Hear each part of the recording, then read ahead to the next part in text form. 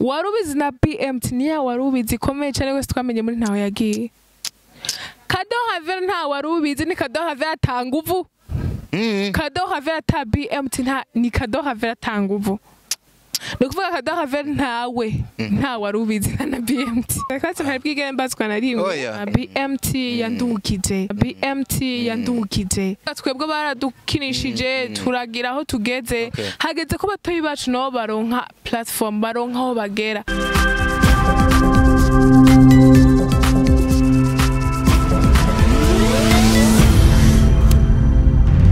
Dico Entertainment. Hello everybody, everyone, everywhere you are. I hope you are doing well, guys. Natwe ibintu ni munangi turashima uhoraho turashima uwahabaye for sure. My name is Dico, the son of God, Dr. Vro, aka Dico, aka the ambassador. Of course, it's another day, another reaction from one opportunity to the high possibility. Itwa Dico Entertainment. Rape kubitwenga. Bo impamvu ndabitwenze nashaka kumenya impamvu runo rubuga eske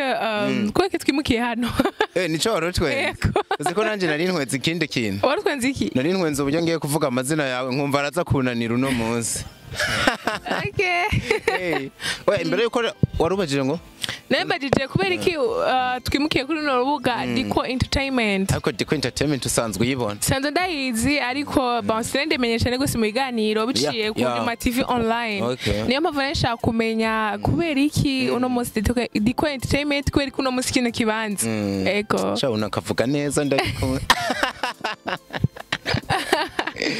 So novuga ngo nivyo bari batumenyere cyane kuri Facebook, kuri Twitter, naho nyene hariko gatoya nubwo no kuri Instagram. No kuri Instagram. Twitter, Instagram naho nyene ateze kwipronounce neza kuko umwe mu bantu bayikoresha cyane. Mwibanga ntangere. Kabisa. Ariko jewe na independent voice nitwe twaje Instagram cyane kurusha na wewe. Independent nta kwezi guheza yigiye. Ariko shari afise umwete. Ndamureze.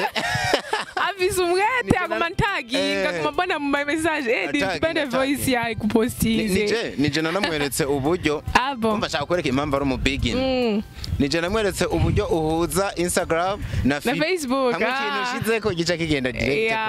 kuri Facebook. Ihangane amazi independent voice nakundi. Musese ubufa ariko ihangane. Nje Instagram nayimaze kwigiye. Nabibonye ufise aba followers benshi ufise ama post cyane gose. Benshi gose. Oya. Urazima. Jenda yamaze kigihe ndamaze kigiye gusa ama post wapi na kigihe. Nyibutsa. Oya reka nkore ku buryo nsumbya benyibutse ko bingana kose. Oya urasumbya ko 2000 combien 2000 birenga 2500 combien. Nkore impamvu nsumbya je mfise ibihumbi 3 n'amajana. Ariko post majana 5. Nanje mfise post zine nibaza zitanu. Muzi unyunda rinde. No ufise ibihumbi 2 n'amajana 5 ariko afise post zikenya. Bisa n'ivyashike BMT turaza kubishikako. So uri kurambaza impamvu turi hano kuri kino kibanza Dico Entertainment no muri kino kibanza mbona. Kandi uri numenyesha makuru wewe. Barabizi. Bibazo byawe narabitinya mbonye uri kurabaza abantu. Ariko icawe uno munsi ngiye kucishura. So nta kindi kintu rero novuga ngo kindi gitumye ndi hano habwo nukubera kino gihe nategereza kuba ndi ngaha. Ibikorwa byanje baba barabonye handi hantu hose hashoboka navyimuriya. Ariyo mpamvu no munsi ndiko ndayagana CADEAU RAVELLE. Hasi hejuru urabizi yuko ibyo mpera ko ni oya ni nkango buzima mbamwe namakuru ya cinema ibice birenga 90. Umuziki nawo turawucishamwe barabonye dutamba sinovako ya Rich Kag indirimbo ngiye kumara n'umwaka nkunda byanse kwimvanwa pe kabisa. Bize namakuru yuko ishobora gukorerwa remix ya ndirimbo ntumbaze ngo izoba ari naka fit naka ariko natumanja muri peki. Muri peki imwe na Fridore. Turirimba ibintu bya kigospel. So ibikorwa by'imukinga hare. Hari ikindi kibazo? Ndabinezerewe cyane gose si kibazo ahubwo ni gushima cyane nibaza ko novuga ko wari waracerewe ariko kazima uje Wow. Biramatse rero nutumira abantu bose muko murankurikirana gukurikirana urubuga rwa Dico Entertainment maramuzi mwamumenye henshi rwose agiye atandukanye agenda baha amakuru ya sinema atumira abakinyi ba sinema agerageza kuduza ibendera ry'u Burundi bishiye muri sinema so no saba abantu mwese muko murakurikirana runo rubuga ko gufyonda kuri subscribe mugapartager n'andi bagenzi banyu kugira mumenye amakuru y'abastar wanyu mukunda muri sinema. Wow. Unywa iki ukunda iki ndakugurira Furusana. Nganizi kugiye kubana kawaii ne basi. Oya furusana kabisa jaira. Furusana ohuje Kabisa. Bihurije ko n'umuhungu araho nero ndavuga umwe wese kuja kuri Instagram vuba. Uri inyuma ya kamera ndamubona bameze neza. Kabisa mubikore nkuko Ravella bivuze. Mukore subscribe banasharing kabisa. Nimba hariho n'umunsi umwe no banarabanezereje. Ubu niho ngiye kubanezereje gusomboka niki. Cyane kandi umunezero ukurakuranga kubera kubisangiza wenyene sangiza n'abagenzi bawe bamenye amakuru ya sinema bamenye amakuru y'abantu mukunda ya musharing kabisa. Bakaba mwita CADEAU RAVELLE Arinicia Bera Paju Dora Bere famille nayandi navuze natinye ko yavuga ubu numva abise bidudubiza no yavuga bukira baravuze ko nariyumva sindakumva uri kuravuga amazina ya yagerageze basi nkuko duhora tuyavuga vuga basi ntatandatu kubera nzofata umunsi nene bivuga amazina ko yakwivuga amazina buriya ni n'umugenzi wa Kirundi wabiteguye nubwo abakobwa batayivuga gose nuko nubwo rero amazina ari karamvuga buriya nayo nyene kirigozo uno munsi nako nabiri ni the champion ushatse umwite the mirror of the young generation. N'amazina banyihereye ndabishima cyane gose ndanabashimira n'amazina yantunguye kandi ndayishimiye pe cyane kabisa. Ubyakira gute nk'ubutangiye guca nk'ibujumbura mu vyapa bimwe bimwe ukabonamwe kimwe ariko ishusho ya ifoto ya handitse ko na rimwe muri ayo mazina bi ndabigwaye kandi no vyishimira cyane gose kandi nzi ko igituma ndavyishimira nuko nzi neza ko mwishusho yanje babona sinema ndunde nuko nzi ko niba ico capa kizomanikwa hari benshi batahora baraba sinema ndunde bazoyiraba hari benshi bavuga ngo sinema y'u Burundi kweli twa twara sinema kimwe y'abarundi c'est vrai ubu bariyongereye ariko hari abagifise ya mentalite ya bakivuga ko sinema y'u Burundi to biryoshe ariko sinema y'u Burundi iraryoshe irate imeze neza ifise impanuro cyane. Misi babibona mvuze ngo ndabivuge no hava mbura aho ndabihera naho ndabihereza ariko tubanze duhere kwa kano kantu maranye imisi kanu kavuga ngo ganira naso umenye ico sokuru yasize avuze ako kantu nca ndagahuza no kubwira umukinyi wa filime ati gerageza mu bisokuru vya ugeze nko kuri bitandatu kuya kuntu bavuga ngo ndiribatiro kwaruka amatabakobwa ruka amatabakobwa bwami babiri gusa agoye yes nigeze uganira n'umusaza gerageza kagisi yo kwa kagisi yo kwa vuguregeya yo kwa nahari yo kwa ndega wawe yitwa nahari nahinze kuvuze ngo ntawe uhari oya nahari yitwa nahari nahari wo kwa ndega wawe baba we come on kandi wagerageza ugeze kuri sokuruzi reka numva ntari yo kwa kidogeza nzozana nonze bana mama zanarica kuvuguruze nimbubeshe gusa reka kino kibazo nzocisha ubundi muzi ariko ngeze kuri nahari nahari rero situko ndabibona neza kwa kagisi yo kwa vuguregeya yo kwa nahari ntari wo kwa ndega baje kwa sinzitsina ariko sha girlfriend wanje arazi kubivuga yarabivuze muri filme iri hano yarabivuze agara kuri nk'abatandatu ariko asha ahamura challenges kasi ntari bwigere mbazwa na rimwe nyene nuko tuba tumeze gusa kiramutse kiri kuri 10 burya ne urayafise ane yonye numva ko ndi muri esheke byo kuraba nkabihinda mugabo baderebe harege bashira ko kamwe ukabura ronse gice uko mu ndaribere bane mama so nuko tuba tuninjiye wariko uravuga ati ibikorwa byarakoretse abantu barabibona ni Ravella bamaze imisi babona for real bashobora kuba banakubona gusumba uko nabandi kubona kuko wa mugani ibikorwa birivugira na cyane yuko Ravella ugiye kuraba numwe mu bantu bari mu mugwi w'abantu bavuga ngo twashize imbere ibikorwa amajambo make bigakomeza bigakubita bikivugira hasi hejuru. Igitangaje ni amwe mu mafilime twamadukura n'ama top 5 barabizi abantu dukunda kubana nabo twerekana amafilime bagezweho. Amafilime abiri ya mbere yose akurikirana wewe uri kure yakinamwo mbere nk'umu main actress. Ni mu ngaruka Ndamunore ntindisha. Nintore ntindi. Filime yabaye kimenywa na bose niko bavuga kabisa hasi hejuru ukazikinamwo zose ukazikinamwo neza. Kwanza tuanze dusubire inyuma gato kantu gasa naga flashback. Wewe bikugwa gute ubibamwo gute iri kurakina mu mafilime nkayo? Ndabifata nk'indoto zanje nashiseko kuko ubwa mbere nk'icimvira kuja muri kwiransa muri cinema.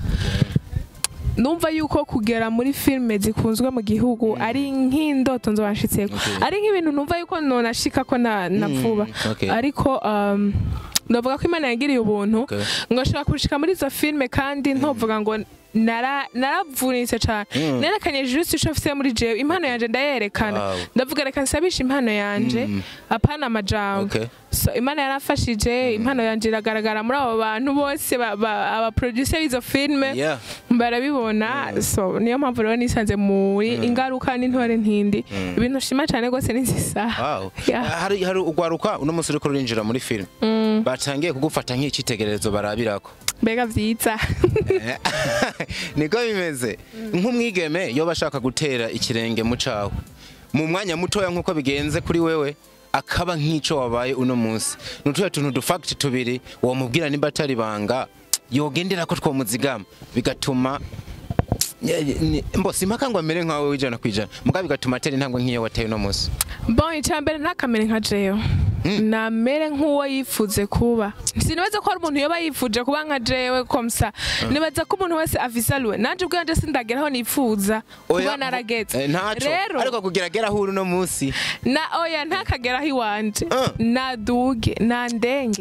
nandenge agire abantu aviza bari kure cyane gose agire ko haje yo gukora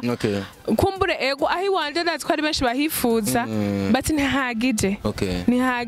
nta vyinshi tu keme gusa nakore cyane nakore hama yubahe kubahije akabiri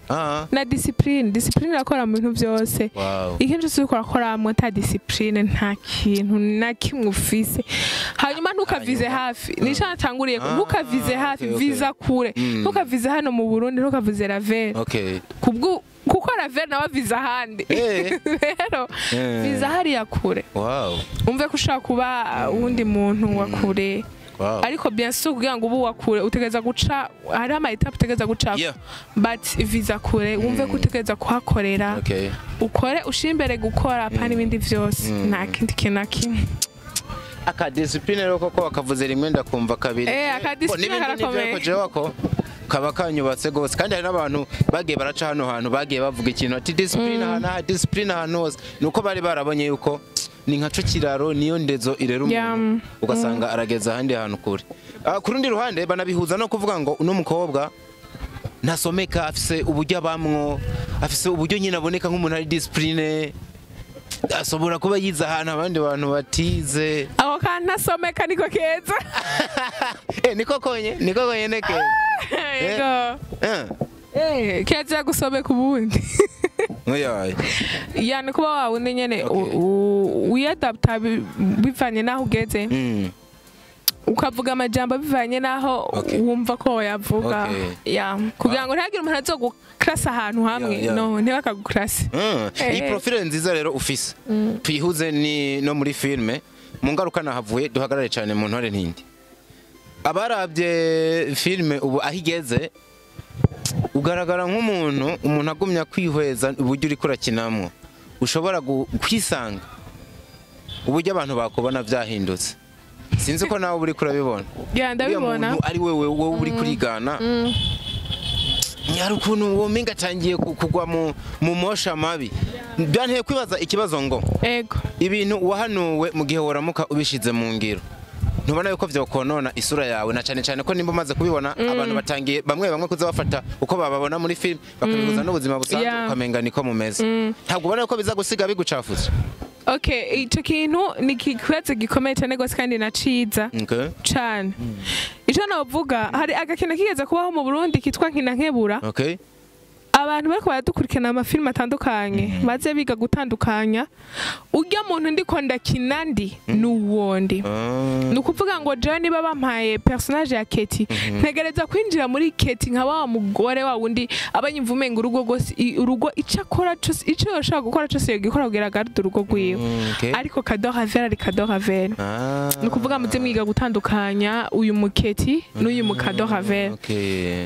Ejo azompindi role ejo nzokwihindi role bitandukanye ugasanga ninje muri iyo personalite kugira ngo ushobore kwinterpreta by'ukuri uwo muntu kandi ngashaka kwigisha no kuvuga ngo izo dukora byose no kwigisha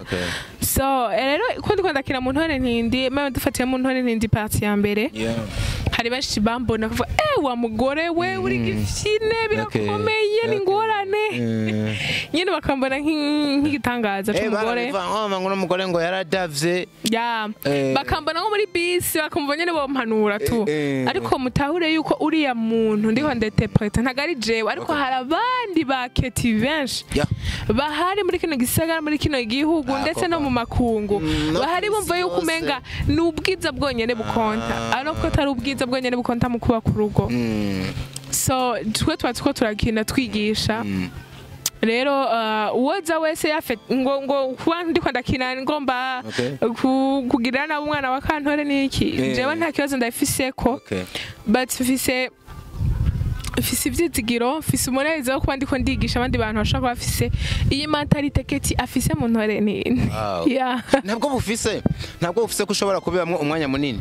amini nk'amarora mwamwe abantu bita mabi ukabibamwe umwanya munini mengano gukina ukisanga byagufashe bigahinduka ukuri ntibishobora guhinduka ukuri kuko jewe imbere yo gushika kuri set ndiko ndakora ndashika ndi CADEAU RAVELLE amambwiye barambwiye stand by be ready amavuze be ready niho mpinduka wa Keti mpinduka wa wundi umunyakibi wa wundi kugira ngo nigishe ubundi bwo mba ndi CADEAU RAVELLE sanzwe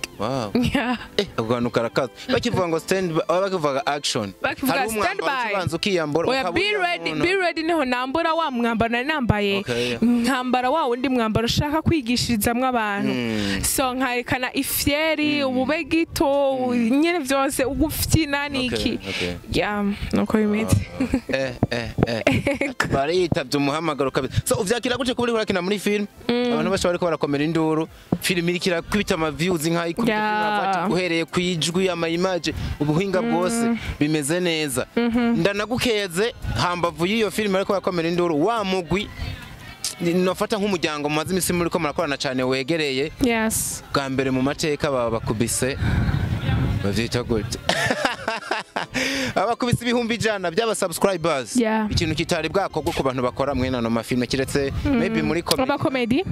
byo byarabaye duhere ku cambere gukina muri filme nkijya no muri East Africa ko bavuga ngo kude shop kandi ukabonekamwe nk'umwe mu bantu bafite igikundiro kidasanzwe ibi bintu wa mukobwa we yazava tubona wahinduye n'intambuko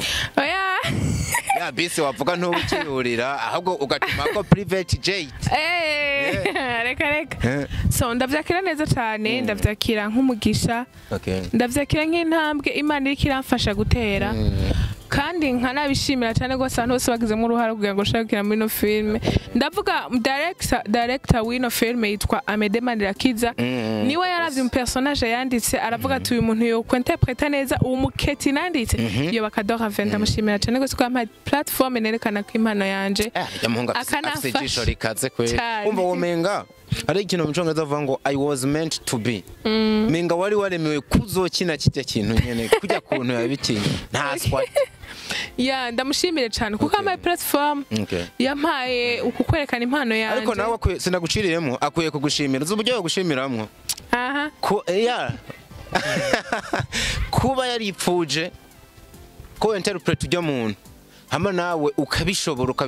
twarigeze no kuganira arambwira ati Keti ushobora kumuha n'ibintu wari umushakira 80% akagukubita 70%. Ariko yibagiye kutangarira Amede. Yibagiye kukubwira yuko kugira ngo mbe ujye mu Keti mwabonye nababigize mu ruhare rukomeye cyane rukomeye cyane gose muri directing. No kuvuga ndamushimira pe ndamushimira so numva ni ibintu byiza cyane gose ko nanje ndiko ndaboneka muri film Intore Ntende ndanabakeza cyane gose kuri Silva baronse kuri Silva kabisa ni nabuza ko gaterume kagwamwe neza baronse babantu muri kumwe atanu wohengeshanye kuvuga ko na wewe bino bikorwa bya vuba byanavumbutse gose wabigizemo uruhara yande bishimira Imana kuboko mwa bino bintu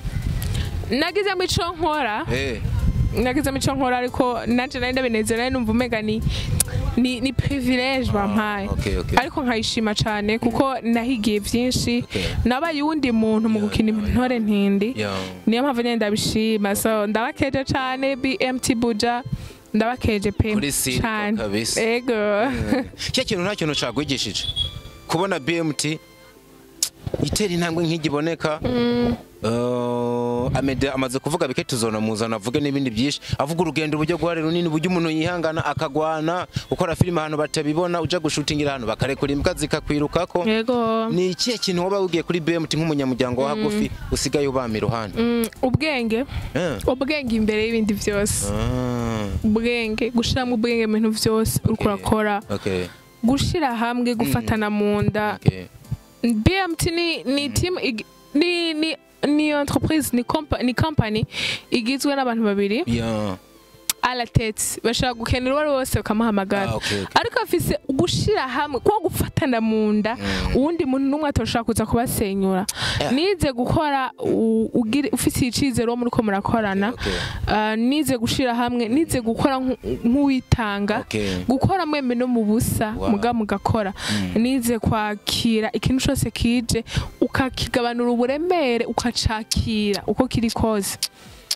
so urumva ni ikintu gikomeye cyane gose BMT ni umugwi benshi bigirako si jeje nyene oya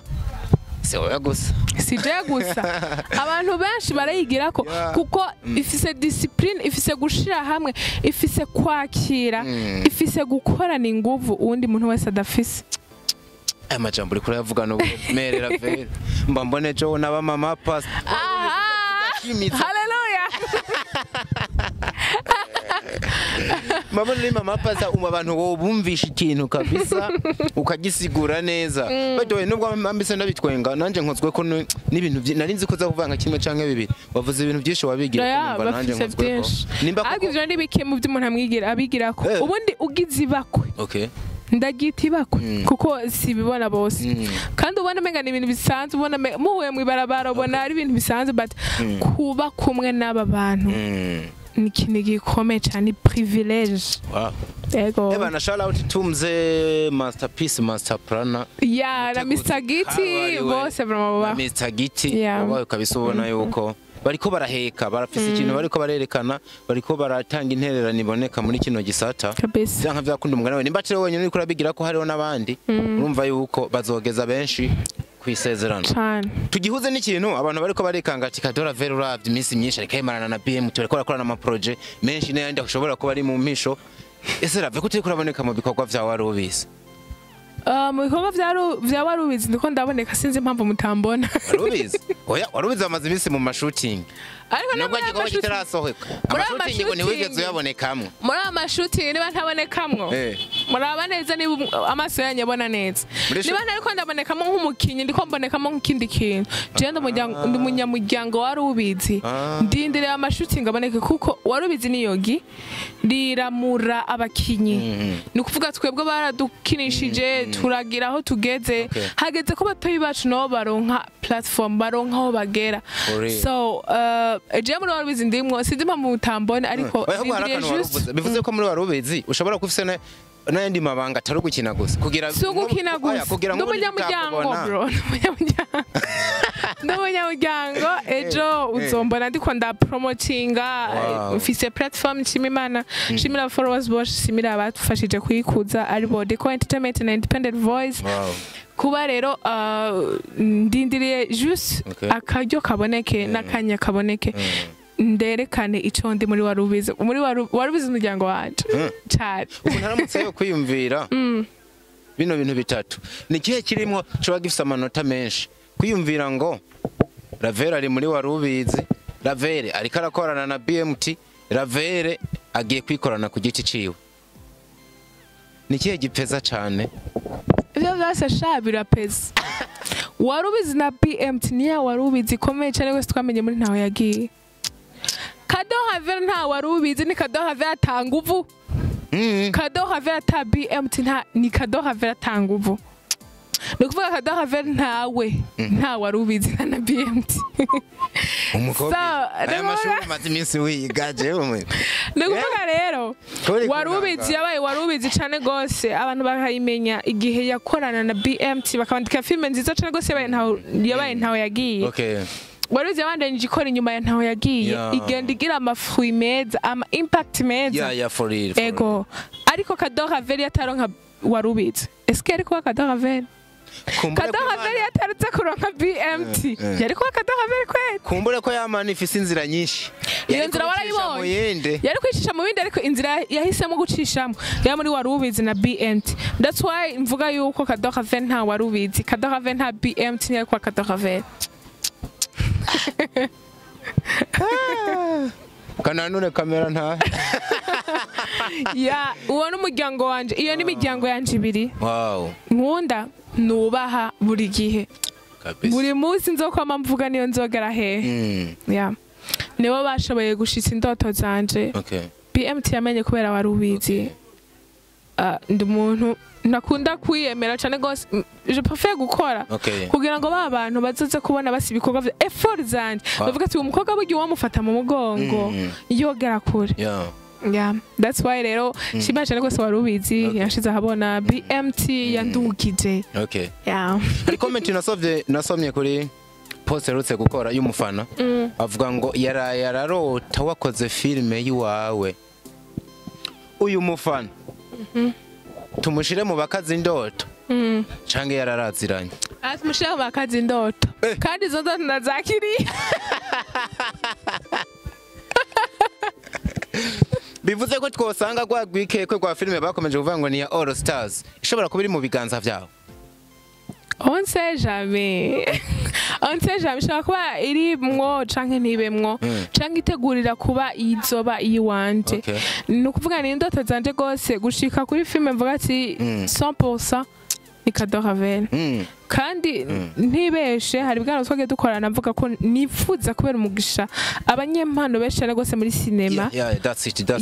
rero novuga ko uwo muntu no mwakira mu bakazi indoto kuko nifuza cyane gose kuba kugira filme yiwanje nkagira bomvuze sindakuzanye mwowe ingukine ingugaragaza impano yawe kuko nanje nahamaga kugira ngo ngaragaze impano yanje muri warubizi na BMT ari musazikaza rero iyo bagiye kuzikaza no mwaka nyene canke ni mu yindi myaka yakazose pourquoi pas uwo mwaka birashoboka cyangwa bigashoboka mu yindi myaka nibaza ko ntazoba ndacererwa ni muvi kabisa yavugishije abantu itaranasohoka baramubonye Chris ahantu henshi ariko bitamo Chris avuga ati afata ifoto yaravuze ati reka mfata agasero arafata ifoto ati nukuri kwimana yari yakaza atanu byo gukina nta filime nayo bwakeneyemo nkiyi nawe na X-ray nuko ntaramuha mikoro ngo avuge aravuga ati filime iraho incontournable cyane filime nziza umugabo iko amedubwiwe nawe aravuga ati reka ni filime nziza pe ndabivuga kandi ndabishingire ntahe nawe uravyemeza ego ni filime nziza gifoto nawe reka ngifoto yani filme nziza nakinyemwo ni filme iri professionnel ni ya filme nyene ubona nyene ukumva umenga bise ikibabago cyo kubandanya cyo kumva ibikurikira ni amatsiko ndabuze ngenda yavuga mu kirundi ntitwavuga ngo amakenga habwo tubivuga umunoho wo kumva ibikurikirwa naco mugabo urumva ko karegere cyane gose kurusha amakenga so niya filme nyene ikoze ku mayitape abantu bazoyikunda abantu bazokumva nyene ntitunyuzwe dukeneye kumenya ibikurikira yani filme nakinyemo nkumva ko nishimiye nakinye nawe uri umufana wayo ukuntu ndi umufana wayo guhera mu ntango guhera mu nyandiko gushika ihetse gushika kuri kala sinzi ico bahereza ka producer mumbwire so ni filme vraiment nishimiye j'ai hâte yuko isohoka kugira ngo abantu bashobore kubona impano yacu impano y'abarundi impano y'abasineasti kabisa